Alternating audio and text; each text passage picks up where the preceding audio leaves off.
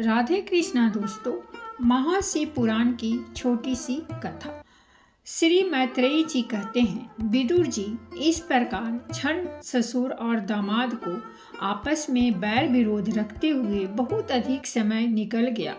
इसी समय ब्रह्मा जी ने दक्ष को समस्त प्रजापतियों का अधिपति बना दिया। इससे उसका गर्व और भी बढ़ गया। उसने भगवान शंकर आदि ब्राह्मणिष्ठों को यज्ञ भाग न देकर उनका तिरस्कार करते हुए पहले तो वाजपेय यज्ञ किया और फिर बृहस्पति सत्व नाम का महायज्ञ आरंभ किया। उस यज्ञोत्सव में सभी ब्रह्म ऋषि, देव ऋषि, पितर देवता आदि अपनी अपनी पत्नियों के साथ पधारे। उन सब ने मिलकर वहां मांगलिक कार्य संपन्न किए और दक्ष के द्वारा उन सब का स्वागत सत्कार किया गया। उस समय आकाश मार्ग से जाते हुए देवता आपस में उस यज्ञ की चर्चा करते जाते थे। उनके मुख से दक्ष कुमारी सती ने अपने पिता के घर होने वाले यज्ञ की बात सुन ली।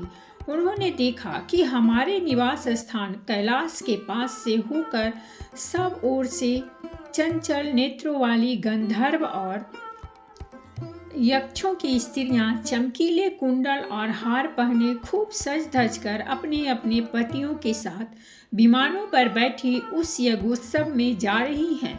इससे उन्हें भी बड़ी उत्सुकता हुई और उन्होंने अपने पति भगवान भूतनाथ से कहा। सती ने कहा, वामदेव, सुना है इस समय आपके ससुर दक्ष प्रजापति के यहाँ बड़ा भारी यज्ञोत्सव हो रहा है। देखिए, ये सब देवता वहीं जा रहे हैं। यदि आपकी इच्छा हो तो हम भी चलें।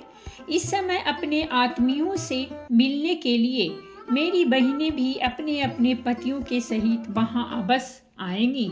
मैं भी चाहती हूँ कि आपके साथ वहां जाकर माता पिता के दिए हुए गहने, कपड़े आदि उपहार स्वीकार करूँ। वहां अपने पतियों से सम्मानित बहनों, मौसियों और स्नेहा हृदया जननी को देखने के लिए मेरा मन बहुत दिनों से उत्सुक है। कल्याण में इसके सिवा वहाँ महर्षियों का रचा हुआ श्रेष्ठ यज्ञ भी देखने को मिलेगा। अजन्मा प्रभु, आप जगत की उत्पत्ति के हेतु हैं। आपकी माया से रचा हुआ यह परम आश्चर्यमय त्रिगुणात्मक जगत आप में ही भास रहा है, किंतु मैं तो स्वभी स्वभाव होने के कारण आपके तत्व से अनभिज्ञ और बहुत दीन हूँ। इसीलिए इस समय अपनी जन्मभूमि देखने को बहुत उत्सुक हो रही हूँ। जन्म रहित नीलकंठ, देखिए, इनमें कितनी ही स्त्रियां तो ऐसी हैं जिनका दक्ष से कोई संबंध भी नहीं है, फिर भी वे अपने अपने पतियों के साथ खूब सज धज कर झुंड की झुंड वहां जा रही हैं। वहां जाने वाली इन देवना गणाओं के राजहंस के समान श्वेत विमानों से आकाश मंडल कैसा सुशोभित हो रहा है। सूरश्रेष्ठ, ऐसी अवस्था में अपने पिता के यहाँ उत्सव का समाचार पाकर उसकी बेटी का शरीर उसमें सम्मिलित होने के लिए क्यों न छटपटाएगा। पति, गुरु और माता पिता आदि सुहृदों के यहाँ तो बिना बुलाए भी जा सकते हैं। अतः देव, आप मुझ पर प्रसन्न हों। आपको मेरी यह इच्छा अवश्य पूर्ण करनी चाहिए। आप बड़े करुणामय हैं, तभी तो परम ज्ञानी होकर भी आपने मुझे अपने आधे अंग में स्थान दिया है। अब मेरी इस याचना पर ध्यान देकर मुझे अनुग्रहित कीजिए। श्री मैत्रेयी जी कहते हैं, प्रिया, सती जी के इस प्रकार प्रार्थना करने पर अपने आत्मियों का प्रिय करने वाले भगवान शंकर को दक्ष प्रजापति के उन मर्मभेदी दुर्वचन रूप बाणों का स्मरण हो आया जो उन्होंने समस्त प्रजापतियों के सामने कहे थे। तब वे हंसकर बोले। भगवान शंकर ने कहा, सुंदरी, तुमने जो कहा कि अपने वसुजन के यहाँ बिना बुलाए भी जा सकते हैं, सो तो ठीक ही है, किंतु ऐसा तभी करना चाहिए जब उनकी दृष्टि अतिशय प्रबल देहाभिमान से उत्पन्न हुए मद और क्रोध के कारण द्वेष दोष से युक्त न हो गई हो। विद्या, तप, धन, सुदृढ़ शरीर, युवावस्था और उच्च कुल, 6 सत्पुरुषों के तो गुण हैं, परंतु नीच पुरुषों में ही अवगुण हो जाते हैं, क्योंकि इनसे उनका अभिमान बढ़ जाता है और दृष्टि दोष युक्त हो जाती है एवं विवेक शक्ति नष्ट हो जाती है। इसी कारण वे महापुरुषों का प्रभाव नहीं देख पाते। इसी से जो अपने यहाँ आए हुए पुरुषों को कुटिल बुद्धि से भौं चढ़ाकर रोष भरी दृष्टि से देखते हैं, उन अव्यवस्थित चित्त लोगों के यहाँ ये हमारे बांधव हैं, ऐसा समझकर कभी नहीं जाना चाहिए देवी। शत्रुओं के बाणों से बिंद जाने पर भी ऐसी व्यथा नहीं होती जैसी अपने कुटिल बुद्धि स्वजनों के कुटिल वचनों से होती है, क्योंकि बाणों से शरीर छिन्न भिन्न हो जाने पर तो जैसे तैसे निद्रा आ जाती है, किंतु कुवाक्यों से मर्मम स्थान विद्ध हो जाने पर तो मनुष्य हृदय की पीड़ा से दिन रात बेचैन रहता है। सुंदरी, अवश्य ही मैं यह जानता हूँ कि तुम परमोन्नति को प्राप्त हुए दक्ष प्रजापति को अपनी कन्याओं में सबसे अधिक प्रिय हो, तथापि मेरी आश्रिता होने के कारण तुम्हें अपने पिता से मान नहीं मिलेगा, क्योंकि वे मुझसे बहुत चलते हैं। जीव की चित्तवृत्ति के साक्षी अहंकार शून्य महापुरुषों की समृद्धि को देखकर जिसके हृदय में संताप और इंद्रियों में व्यथा होती है, वह पुरुष उनके पद को तो सुगमता से प्राप्त कर नहीं सकता। बस दैत्यगण जैसे श्री हरि से द्वेष मानते हैं, वैसे ही उनसे कूरता रहता है। सुम मध्य में तुम कह सकती हो कि आपने प्रजापतियों की सभा में उनका आदर क्यों नहीं किया। सो ए सम्मुख जाना, नम्रता दिखाना, प्रणाम करना आदि क्रियाएं जो लोक व्यवहार में परस्पर की जाती है, तत्वज्ञानियों के द्वारा बहुत अच्छे ढंग से की जाती हैं। ये अंत यारमामी रूप से सबके अंतःकरणों में स्थित परम पुरुष वासुदेव को ही प्रणामादि करते हैं, देहाभिमानी पुरुषों को नहीं करते। विशुद्ध अंतःकरण का नाम ही वासुदेव है, क्योंकि उसी में भगवान वासुदेव का अपरोक्ष अनुभव होता है। उस विशुद्ध चित्त में स्थित इंद्रा भगवान वासुदेव को ही मैं नमस्कार किया करता हूँ। इसीलिए प्रिय, जिसने प्रजापतियों के यज्ञ में मेरे द्वारा कोई अपराध न होने पर भी मेरा कटु वाक्यों से तिरस्कार किया था, वह दक्ष यद्यपि तुम्हारे शरीर को उत्पन्न करने वाला पिता है, तो भी मेरा शत्रु होने के कारण तुम्हें उसे अथवा उसके अनुयायियों को देखने का विचार भी नहीं करना चाहिए। यदि तुम मेरी बात न मानकर वहां जाओगी तो तुम्हारे लिए अच्छा न होगा, क्योंकि जब किसी प्रतिष्ठित व्यक्ति का अपने आत्मीय जनों के द्वारा अपमान होता है, तब वह तत्काल उनकी मृत्यु का कारण हो जाता है। श्री मैत्रेय जी कहते हैं, विदुर जी, इतना कहकर भगवान शंकर मौन हो गए। उन्होंने देखा कि दक्ष के यहाँ जाने देने अथवा जाने से रोकने दोनों ही अवस्थाओं में सती के प्राण त्याग की संभावना है। इधर सती जी कभी बंधुजनों को देखने जाने की इच्छा से बाहर आती और कभी भगवान शंकर रुष्ट न हो जाएं और बक्षों को साथ लेकर बड़ी तेजी से निर्भयता पूर्वक उनके पीछे हो लिए।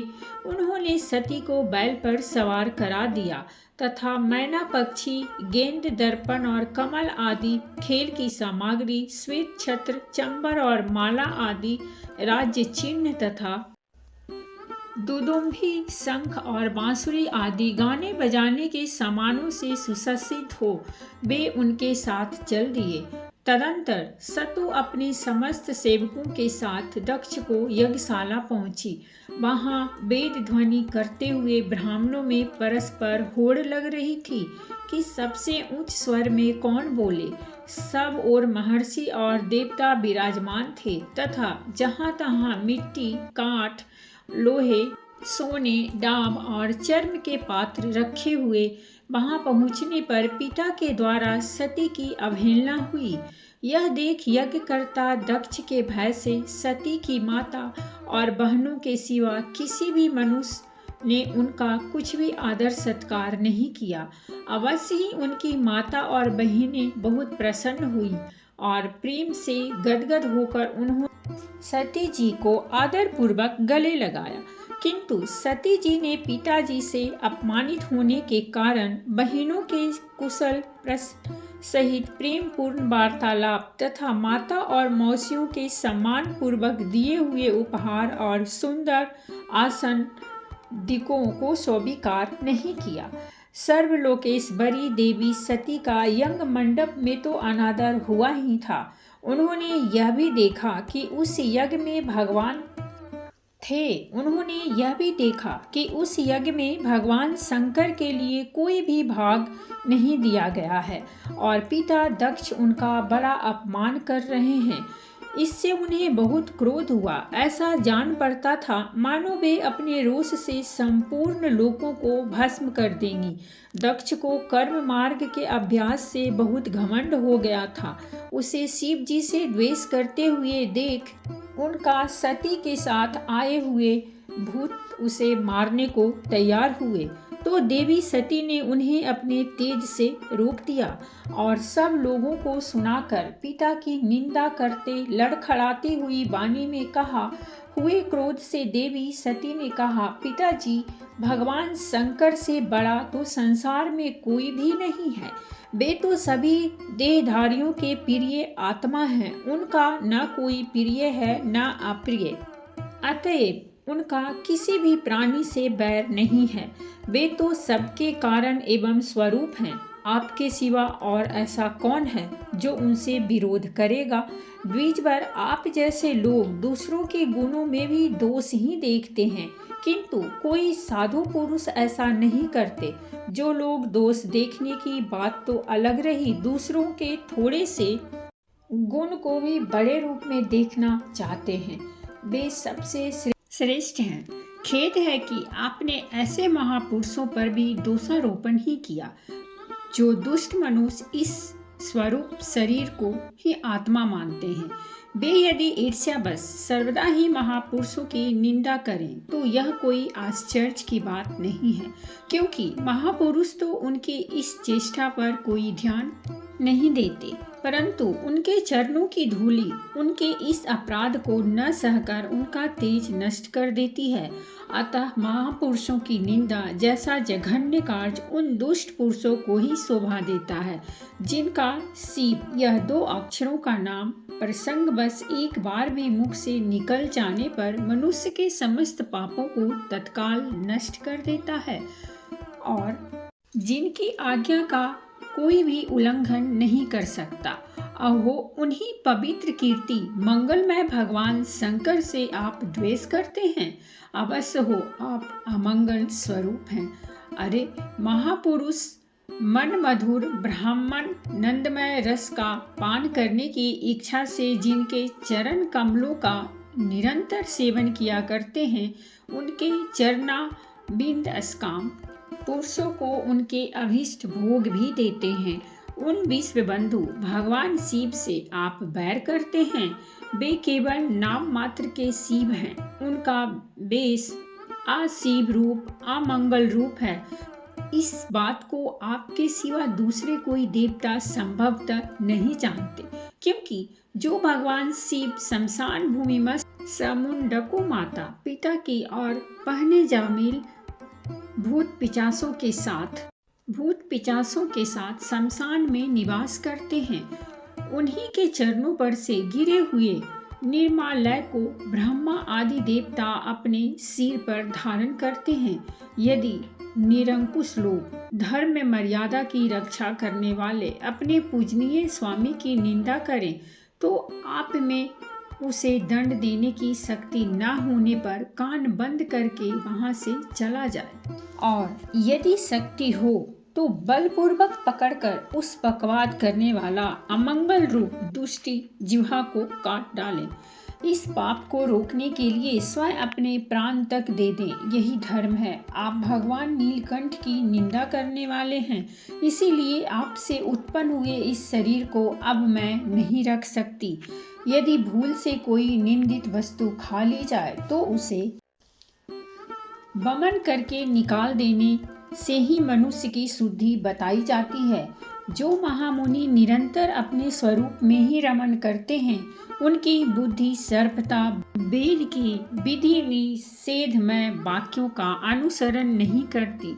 जिस प्रकार देवता और मनुष्यों की गति में भेद रहता है, उसी प्रकार ज्ञानी और अज्ञानी की स्थिति भी एक सी नहीं होती।